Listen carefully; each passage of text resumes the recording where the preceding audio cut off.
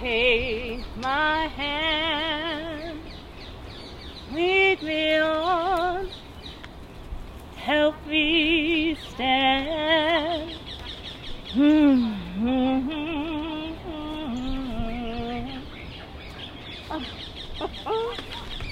This photograph, this is one of my favorites.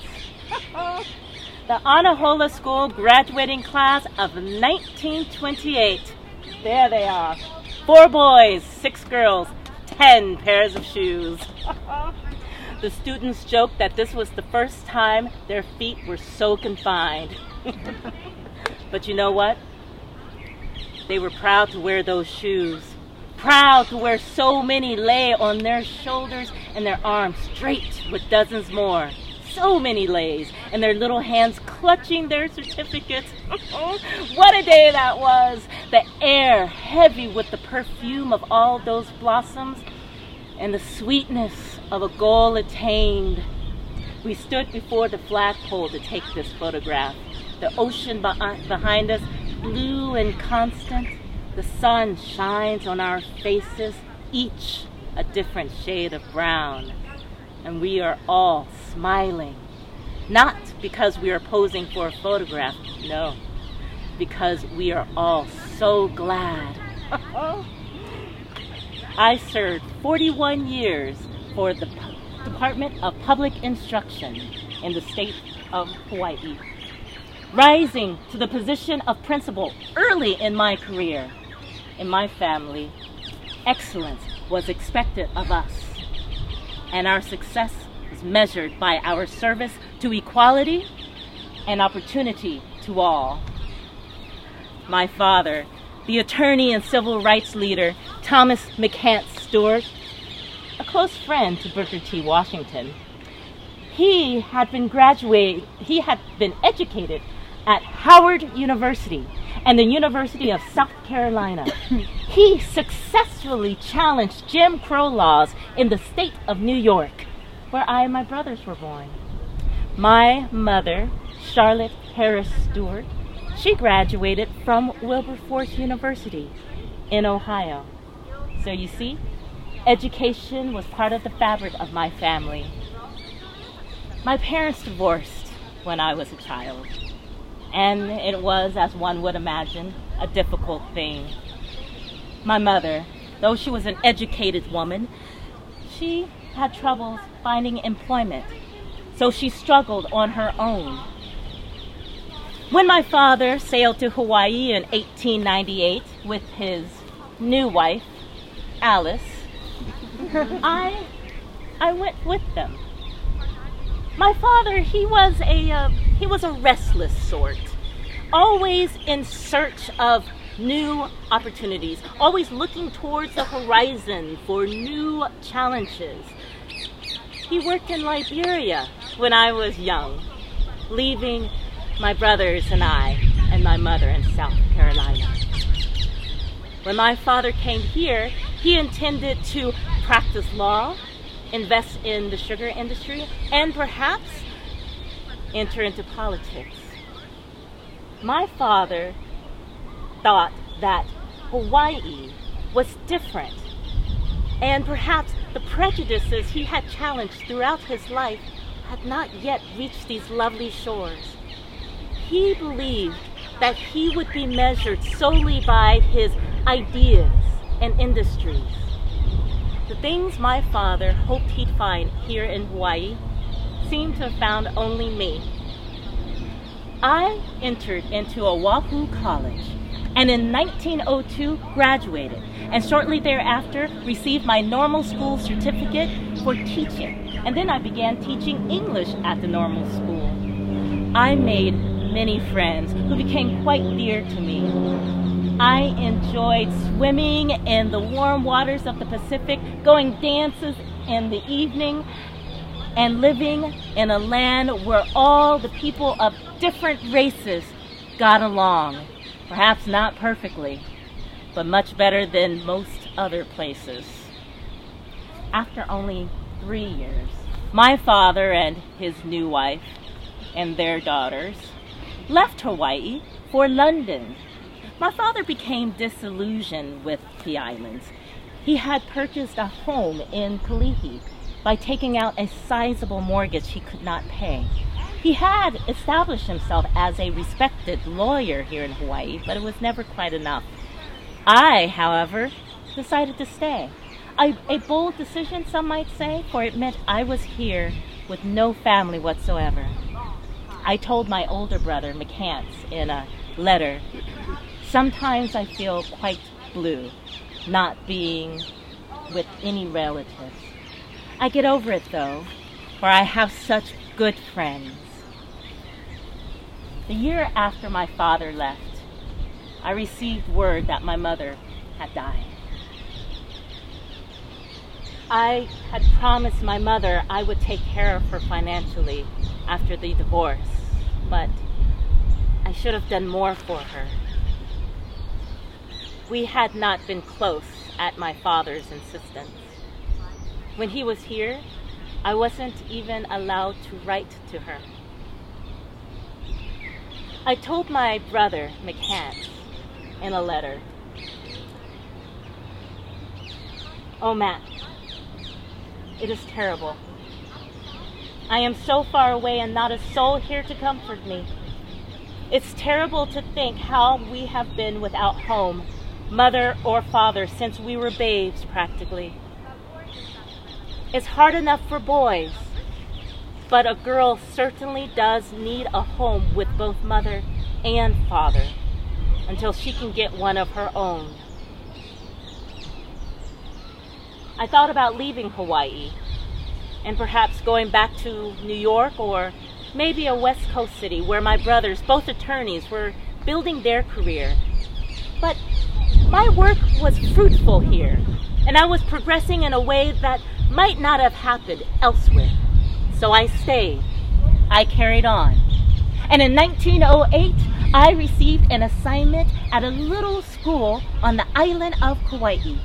Olau School was situated on the government road next to the north side of Moloa'a Valley, near Anahola and Kilauea. I was the principal over a total enrollment of 61 students. And the Department of Public Instruction had me divide the reports by race. 31 Japanese, 19 part Hawaiian, 7 Hawaiian, 4 Portuguese. The children came from the homes of the farmers in Moloa'a Valley. My school was situated high on a grass-covered yard. It had the view of the green mountains on one side, a lovely grove of kukui trees on the other, and the blue vast of the ocean forming our horizon. The schoolyard itself, however, was plain and unplanted, but we had friends from the town of Kilauea donate beautiful young trees, which soon took root. Though bare, the turf of the yard made for the perfect playground for the children, where they loved to play baseball and basketball, which I enjoyed teaching, having played on Oahu. Those were happy, sun-filled days with bright, eager students and industrious efforts. I was no longer alone. My troubles were few, and they were never with the students. Though we invited many visitors to our school, teachers from other districts and various guests, my own visits to other schools were called into question. Dear Madam, I wish to give you a word of warning in regard to a matter that on several occasions it has been brought to my attention in reference to your leaving your school too frequently in charge of a substitute while you come to Honolulu. In most cases, both last year and this year, I believe you have taken your leave without permission. Now that you have a supervising principal, Mr. C.O. Smith, all matters of this kind should first be referred to him before taking any action. The department has no objection to any teachers leaving their school when a competent substitute can be secured and when the absence of the teacher is an absolute necessity, but permission should be obtained before such leave is taken. The department is anxious that all teachers conduct their work in such a way as to avoid criticism by the general public, and we hope you will be more careful about this matter hereafter. Yours truly, W.T. Pope, Superintendent of Public Instruction. Well, I immediately responded, Dear Sir, your communication regarding my absence from school has been kindly received. I shall be very careful hereafter to put all notifications of my absence in writing to the supervising principal. There is no intention on my part to overlook his authority. Neither am I absent unless it is necessary. I am sure Mr. C.O. Smith received word from me on Saturday that I would be away on Monday and Tuesday. However, I feel entirely to blame for not notifying him in writing and shall be very careful to do so hereafter. I am very sorry to have annoyed you and shall be very careful in the future. Respectfully, Carlotta Stewart. Well, after that, I made sure to put every request in writing, except when it didn't seem necessary.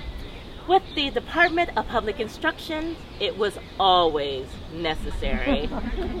The following school term, I was assigned to a school named Punahou School. I set out to set up a program for the 43 students there. I was not at Punahou School a year before I received another letter from Mr. Pope. Dear Madam, complaint has reached this department from various sources to the effect that when you moved from Olau to Punahou, you also transferred some of the Olau school property, a sewing machine and some sickle, which should be returned at once. Teachers have no authority whatsoever to take school property away from one school to another when transferring. I am sure that the department would refuse to retain a teacher for such an offense unless a very satisfactory explanation can be given. Trusting that you will attend this matter at once, I remain yours truly, W.T. Pope, Superintendent of Public Instruction. I compose a lengthy response, tempered, as always, with deference and tact. Dear Sir, your communication about the Olau school property has been received with regret and surprise. I am very sorry to receive such a severe expression from the department. It was simply my idea to get things done. I can only implore the department to look favorably into this matter. The things have been returned. When I came to the school, the yard was in such poor condition. There was nary a sickle here. The sewing materials from September had not been touched. I was simply anxious to work and had no inclination to go against the rules of the department. I had just arranged to make the Olau girls' basketball suits. The Olau teacher told me that the basketball was doing a great deal for the children, and I gave my time after hours to sew their clothing. Now that the sewing machine has been returned, I shall no longer attempt to work for two schools. Please pardon this friction. Thanking you kindly, Carlotta Stewart. One might wonder if such reprimand reveal a bias towards race or gender. Consider, however, any school system is overly sensitive to chains of command. However, no bureaucratic control can ever get in the way of a good teacher. For years, I had been trying to purchase my father's property at 2001 Beckley Avenue in Kali'i, but had not been able to because of the heavy price there. But the Bank of Hawaii divided the property into 4 lots and built cottages, allowing me to purchase the very land with all the trees I planted years ago. Well, I had lived on Kauai for 3 years, and I asked if I could be transferred to McCants School so I could live in my cottage just around the corner. Well, the year after my request, I asked again, this time writing directly to Mr. Pope. Dear Sir, before sending in my answer as to the appointment for next term, kindly let me know if there is any chance of my getting into McCants School in September. Could you appoint me here without causing any friction? I do not know the members of the board for Oahu, so have no pull whatever. I know it is in your power to appoint me if you deem it advisable. Of course, you know the field best, and should you think it not advisable to appoint me there, I am perfectly willing to remain where I am, although it is not to my advantage. A place in any other part of Honolulu is not what I wish, but Kali'i will be a great help to me financially and will be the best promotion I could wish for. Thanking you kindly, respectfully, Carlotta Stewart. Well, in 1914, I did finally receive an assignment at Kali'i School. I held the position of assistant teacher for 2 years, but then 2 years later, at the age of 35, I married a man from Kauai. His name was Yun Tim Lai. He was the brother of my dear friend Ruth. My husband, he worked at Garden Island Motors, and his family lived in Anahola.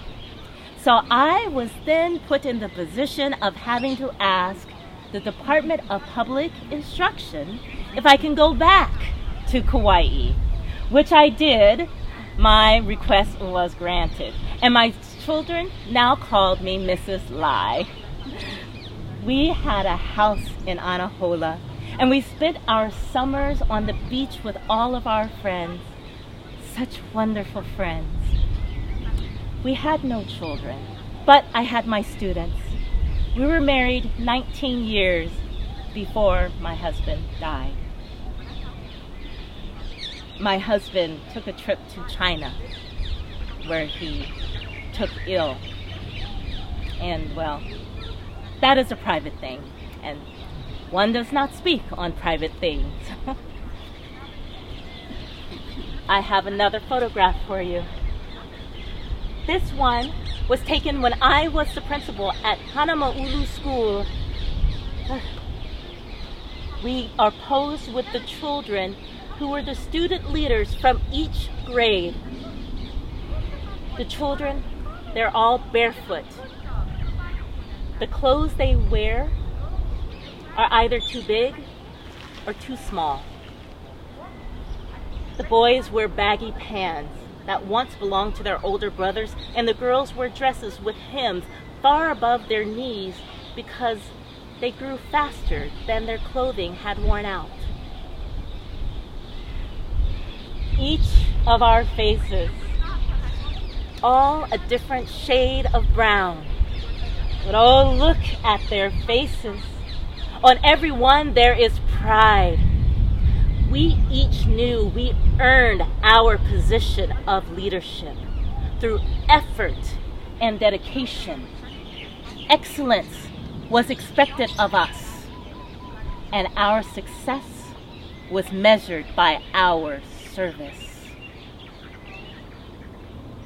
Precious Lord, take my